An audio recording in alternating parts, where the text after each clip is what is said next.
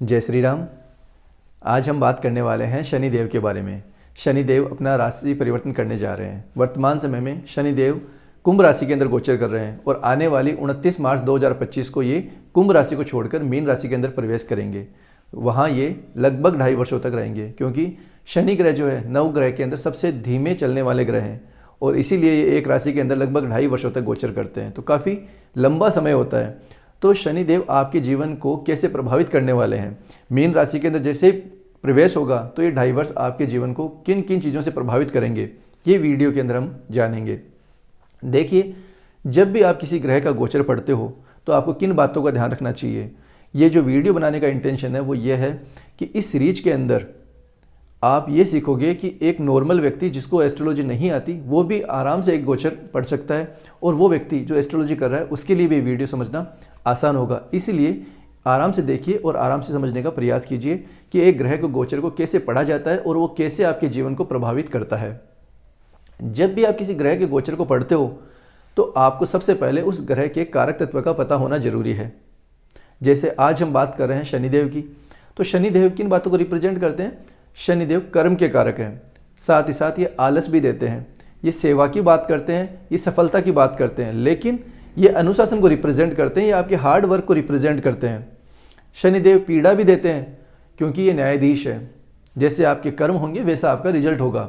इसीलिए शनि ग्रह की जो साढ़े साथी होती है उसी के अंदर आप देखते हो कि एक व्यक्ति बहुत ज़्यादा परेशान होता है और वहीं एक व्यक्ति बहुत बड़ी सफलता भी लेता है। इसलिए शनि ग्रह को न्यायाधीश बोला गया है। तो आज हम पढ़ने वाले हैं कि मेष लग्न वाले जातक हैं उनके लिए ये शनि ग्रह का जो गोचर है ये कैसे प्रभावित करेगा। देखिए, सबसे पहले आपको ये पता होना चाहिए कि लग्न होता क्या है। जब एक बच्चे का जन्म होता है तो जो राइजिंग साइन है वो आपका लग्न बनता है। तो आज हम बात कर रहे हैं मेष लग्न की। तो मेष लग्न का जब भी आप चार्ट देखो तो आप पाओगे कि उनका चार्ट 1 नंबर से स्टार्ट होता है। इट मीन्स वो मेष लग्न का चार्ट है, एरीज असेंडेंट का चार्ट है। और यदि बाय डिफॉल्ट आपका चंद्रमा भी 1 नंबर के अंदर है तो आप ये बोल सकते हो कि इस व्यक्ति की मीन राशि है। अब देखिए, मेष लग्न वाले जातक के लिए शनि ग्रह अभी कहाँ गोचर कर रहे हैं, कुंभ राशि के अंदर, एकादश भाव के अंदर। 29 मार्च 2025 को ये कुंभ राशि को छोड़कर कहाँ चले जाएंगे, मीन राशि के अंदर, जो कि 12th हाउस के अंदर है। तो आपका 12th हाउस 2.5 वर्षों तक कंटिन्यू एक्टिव रहेगा। अब 12th हाउस किन बातों को रिप्रेजेंट करता है, उनके कारक तत्व है, वो एक्टिविटी आपको अपनी लाइफ के अंदर दिखाई देगी। अब देखिए, मेष लगन के अंदर शनि ग्रह 2 भावों को रूल करता है। शनि ग्रह की 2 राशियां हैं, कौन कौन सी, मकर और कुंभ। अब मकर राशि 10th हाउस में आती है और कुंभ राशि आती है 11th हाउस के अंदर। तो ये आपके 10th हाउस लॉर्ड भी हो गए और आपके 11th हाउस लॉर्ड भी हो गए। 10th हाउस क्या है, आपके ओवरऑल कर्मा, आपका प्रोफेशन। 11th हाउस क्या है, आपके गेन्स, आपकी इच्छा पूर्ति, आपके लाभ। तो आपका कर्मेश कहाँ चला गया, 12th हाउस के अंदर। अब 12th हाउस किन बातों को रिप्रेजेंट करता है, 12th हाउस रिप्रेजेंट करता है फॉरेन को, इंपोर्ट एक्सपोर्ट को, विदेश से जुड़ी हुई हर वो एक्टिविटी जो आपके कर्मों के अंदर है। 12th हाउस लॉस का भी है और इन्वेस्टमेंट का भी है। तो यदि आपका प्रोफेशन अब्रॉड से जुड़ा हुआ है, फॉरेन से जुड़ा हुआ है, या आप किसी MNC के अंदर काम करते हो, आपका जो काम है वो विदेश से जुड़ा हुआ है, तो ये 2.5 वर्ष आपके लिए बहुत अच्छे रहने वाले हैं। क्यों, क्योंकि आपका जो प्रोफेशन है ऑलरेडी फॉरेन से जुड़ा हुआ है। और 11th हाउस क्या है, 11th हाउस है आपकी गेन्स, आपके प्रॉफिट। तो आपको ये 2.5 वर्ष आपके प्रोफेशन के अंदर बहुत अच्छे गेन्स देने वाला है, आपको फॉरेन से बहुत अच्छे लाभ होने वाले हैं। लेकिन यदि आपका जो प्रोफेशन है फॉरेन से, MNC से या इंपोर्ट एक्सपोर्ट से किसी भी तरीके से 12th हाउस से रिलेटेड नहीं है, तो कहीं ना कहीं यहाँ आपको प्रॉब्लम दिखाई दे सकती है। अब ऐसा नहीं है कि आपको हर तरीके से प्रॉब्लम होगी, उसका भी मैं आपको कुछ रेमेडीज बताऊंगा। जैसे एक व्यक्ति अपने देश के अंदर ही जॉब कर रहा है, उसका फॉरेन से कोई रिलेशन नहीं है, उसकी सारी इनकम जो है यहीं से होती है, सब कुछ यहीं से है। अब वो ये सोचेगा कि मेरे लिए तो जो 2.5 वर्ष है ये बहुत ज़्यादा क्रिटिकल होने वाले हैं। तो इसके लिए आप क्या कर सकते हो, इसके लिए आप अपने 12th हाउस को पॉजिटिव यूटिलाइज कर सकते हो। जैसे आप हिडन चैरिटी कर सकते हो, जिसे हम गुप्त दान बोलते हैं। आप रेगुलर मेडिटेशन कर सकते हो। हिडन चैरिटी करना, मेडिटेशन करना, तो ये चीज़ें क्या होगी, आपके इस भाव को यूटिलाइज कर लेगी। तो कहीं ना कहीं आपको वो लॉस नहीं होगा जो 12th हाउस आपको देता है। ठीक है, तो ये बात होगी आपके प्रोफेशन की। अकॉर्डिंग प्रोफेशन ये डाइवर्स आपके लिए बहुत अच्छे रहने वाले हैं। इसके बाद में देखिए, शनि ग्रह 12th हाउस में बैठकर कहाँ कहाँ दृष्टि डालेगा, वो हाउस भी आपके एक्टिव होंगे।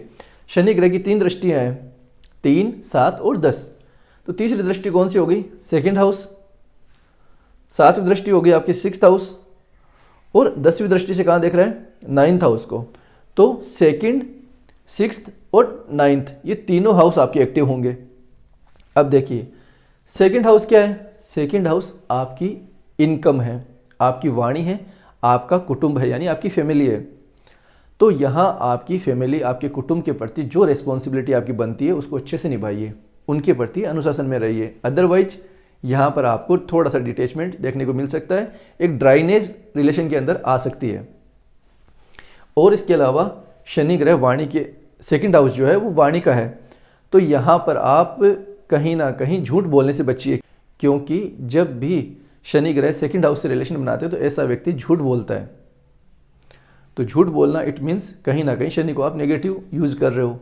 तो इस चीज़ का विशेष ध्यान रखिए। आपकी सेविंग यहाँ पर कहीं ना कहीं थोड़ी बहुत डेड हो सकती है, तो उस चीज़ को भी आप ध्यान में रखिए।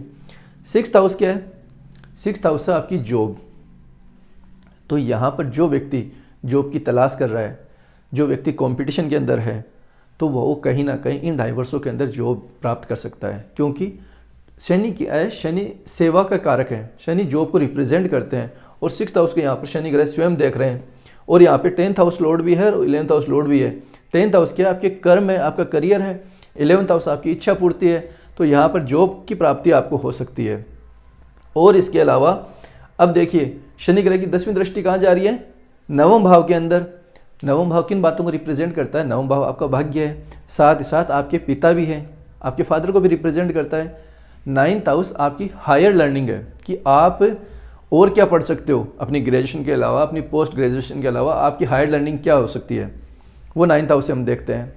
9th हाउस आपके धार्मिक कर्म है, जो भी आप अनुष्ठान धार्मिक करते हो, धार्मिक यात्राएं आप करते हो, वो 9th हाउस है। 9th हाउस लॉन्ग जर्नी है। अब देखिए, देवगुरु बृहस्पति अभी टॉरस के अंदर ट्रांजिट कर रहे हैं, और 14 मई के बाद में कहाँ जाएंगे? ये जेमिनाई के अंदर, और वहाँ से ये अपनी 7वीं दृष्टि से देख रहे हैं 9वें भाव को। तो आफ्टर 14 में आपका जो 9th हाउस है वो डबल ट्रांजिट से इफेक्ट हो जाएगा, यानी वो डबल ट्रांजिट से एक्टिव हो जाएगा।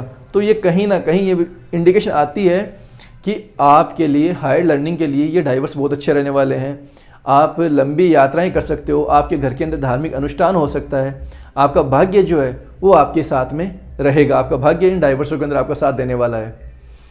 स्वास्थ्य की दृष्टि से भी ये डाइवर्स आपके लिए अच्छे हैं, प्रोफेशन वाइज भी आपके लिए अच्छे हैं। भाग्य की दृष्टि से हम देखें तो बहुत अच्छा है। किन बातों का ध्यान रखना है? जैसे आपका कोई प्रोफेशन है वो फॉरेन से रिलेटेड नहीं है, तो आपको ध्यान में रखना है। आपको अपनी कुटुंब के प्रति जो रिस्पॉन्सिबिलिटी बनती है उसका ध्यान रखना, आपको अपनी वाणी का ध्यान रखना है, क्योंकि वाणी से आपको लॉस हो सकता है। 6th हाउस जॉब के साथ साथ में डिजीज़ का भी है और डेली रूटीन का भी है, तो आपको अपना डेली रूटीन अच्छा रखना है, आपको अपना सेवा भाव कंटिन्यू करते रहना है। तो यदि ये कर्म आप करते रहते हो तो ये डाइवर्स आपको शनि ग्रह बहुत अच्छा दे सकते हैं, और बहुत अच्छी सफलता आप इन डाइवर्सों के अंदर ले सकते हो, क्योंकि 11th हाउस लॉर्ड क्या है? आपकी इच्छा पूर्ति को दर्शाता है। 12th हाउस फॉरेन भी है, तो यहाँ पर आपको फॉरेन से रिलेटेड आपको बहुत अच्छे लाभ देखने को मिल सकते हैं। तो इस प्रकार संक्षिप्त के अंदर आप ये समझ सकते हो कि मेष लगन के चार्ट है उसके अंदर शनि ग्रह का 2.5 वर्षों का गोचर कैसे प्रभावित करने वाला है, और किस प्रकार से ग्रह के गोचर को पढ़ सकते हैं। नेक्स्ट वीडियो के अंदर हम टॉरस असेंडेंट को पढ़ेंगे, यानी वृषभ लगन का जो जातक है उसके लिए ये शनि का गोचर कैसे प्रभाव डालने वाला है, उसको हम स्टडी करेंगे। इस वीडियो से रिलेटेड यदि आपकी कोई डाउट रहता है, आप समझ नहीं पा रहे हो, तो आप आराम से कमेंट करके हमें पूछ सकते हो, और अच्छा लगे तो लाइक और कमेंट जरूर कीजिए। तो आगे फिर मिलते हैं, तब तक के लिए जय श्री राम।